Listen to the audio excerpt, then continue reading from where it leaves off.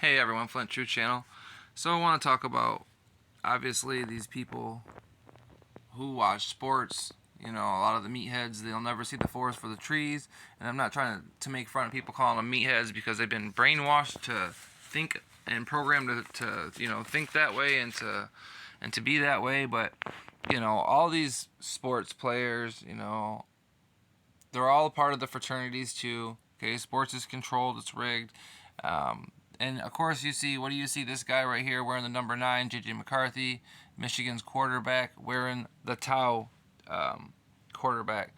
Or excuse me, wearing the Tau cross, which is absolutely a smack in the face to Christianity and to Jesus Christ.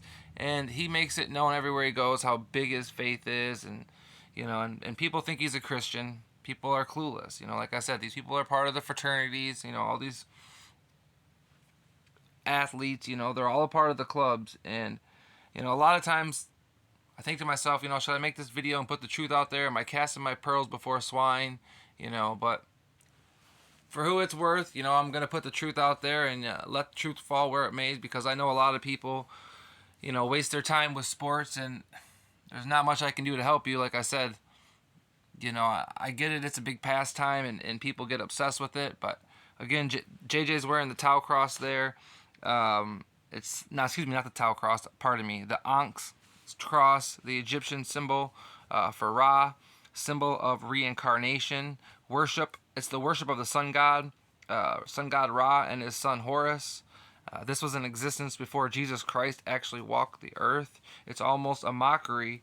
If you actually look at the cross itself, you'll see it loops at the top. And then that right there is saying that basically life doesn't end. It just keeps going and going. Basically, a mockery that Jesus went down in the grave and didn't come back up. So, but anyways, we're going to keep rolling through here. There's a couple pictures here. Maybe I took too many, but I wanted to make sure people could see exactly what it is. There he is wearing the Tau cross as he's running, making his play or whatever. And again, this guy's famous for coming out and with his yoga poses and talking about how big yoga is to him and how he meditates. And people can never put two and two together. They think this guy's a Christian. They think he serves the Lord Jesus Christ when he does not. Again, we probably should be getting there we go. Again, the Ankh, the symbol of life, Egyptian cross. I'm not going to get too deep into what a lot of this is. That I could, but we don't get disgusting and dirty on this channel. As you can see, the top part up there, a lot of people think it's the Christian fish right there, but it's actually the female womb. You see the male down there, the phallic, the female and male join to become one. And again, we'll keep going because we're not going to sit here and it's not what this channel is about. But I'm just showing you, because that's what these people, all these occultists, all these devilists, these Kabbalists, they're all, all these occultists, they're all into really the worship of the devil, if you want. That's what it comes down to. They can say that, they're atheists, or they worship this, or they worship, they're agnostic, or they're Muslim, or, whatever. It's worship of the devil. And as you can see, it's a sign of good luck. It's a good luck charm. So of course, you're nothing but cursing yourself when you're wearing it. It's satanic as it can be. The Ankh is also known as the key of life. It represents the concept of eternal life and the breath of life. The Ankh can be used as a portal or mirror to the other side, and can serve as a channel of communication to the divine. It is an amulet of spiritual healing. The Ankh is worn of good luck and fortune, and to protect against bad energies. Yeah, you'll find a common theme with this witchcraft, Again, the Ankh, the fallopian tubes on the side, pregnant womb, the uterus. Ankh is an ancient symbol of eternal womb, the wombiverse. The Ankh is a feminine energy wand representing birth, creativity, fertility, potential new life, eternal life, and blessings. The ring represents the pregnant mother's uterus and placenta. I've already told you guys what it meant, but again, you guys see it there with the yoga. If you guys can go right down there to the bottom right there where it says Ankh, meaning yoga mat. That's where that's from right there, that picture, whatever. But the whole point why I'm making this video is about J.J. McCarthy. And again, as you guys see, he wears the number 9. What do you guys see in the satanic numerology? The number 9 is not only Satan's number, but it's the Satan's number. It's the one in the middle. And in fact, when Anton LaVey is on the altar and he's invoking demons, he rings the bell 9 times. 9 has a very sacred and spiritual meaning in satanic numerology, in Satanism, in the occult, in witchcraft. Like I said, this stuff goes back to the beginning of time, the Babylonian, the beginning of time, a lot of it, before Jesus Christ walked the earth. Remember, there wasn't pen and pads and papers everywhere and ink, so a lot of the signs and symbols, But again, you see J.J. McCarthy meditating, wearing the number 9, like I just showed you, Satan's number. They ring the bell 9 times when they're on the altar, when they're trying to invoke a demon, Satan, to come, when they're doing their witchcraft. Again, there's JJ meditating, meditation routine. It says helps clear his mind before a game.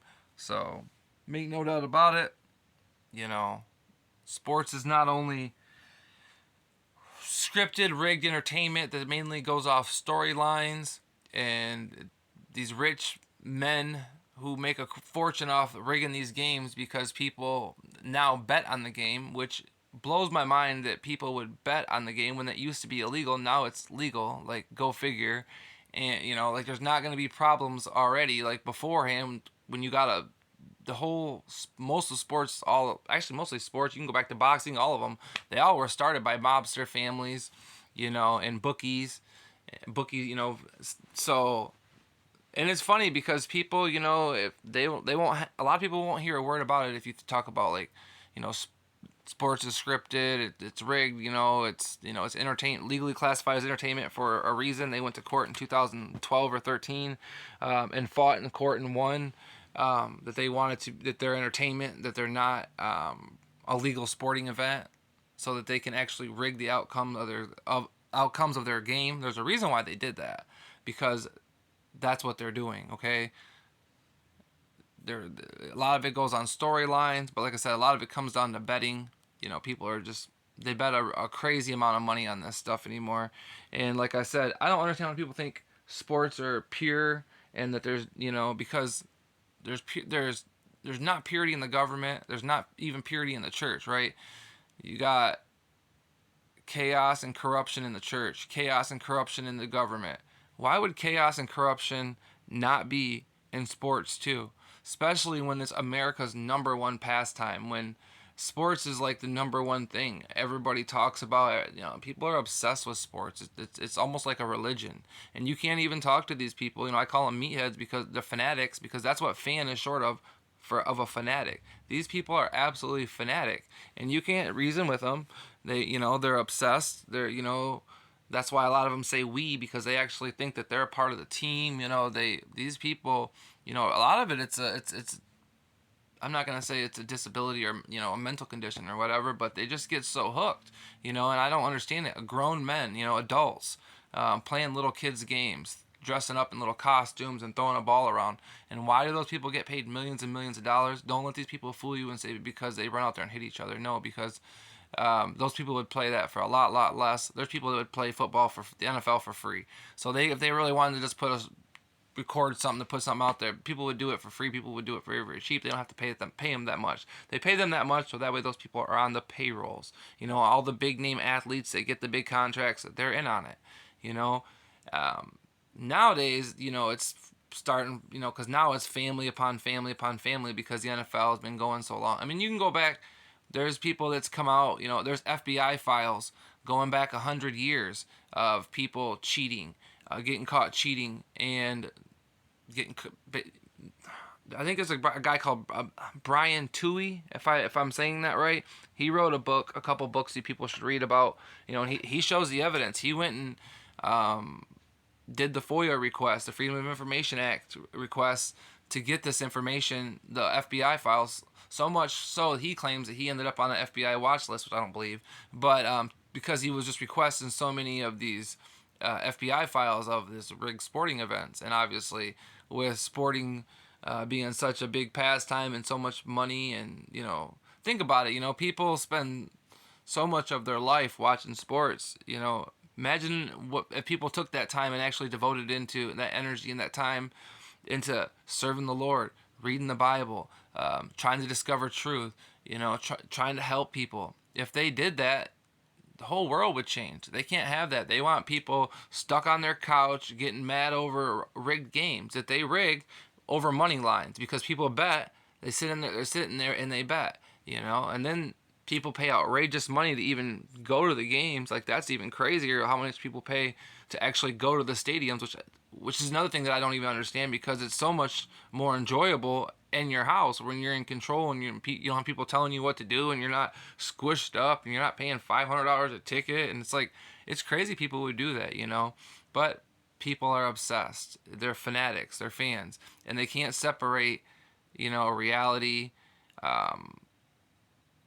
from fiction. They think that they're looking at, it's no different than wrestling. When Roger Goodell took over, he went and met with Vince McMahon, the leader of WWE, and he said, hey, I'm trying to, because at that time the NFL was dipping at I think baseball and basketball were above in ratings, were above football, and they said, hey, what do I got to do to make it like wrestling, and then that's why they legally classified it as entertainment and not a sporting event.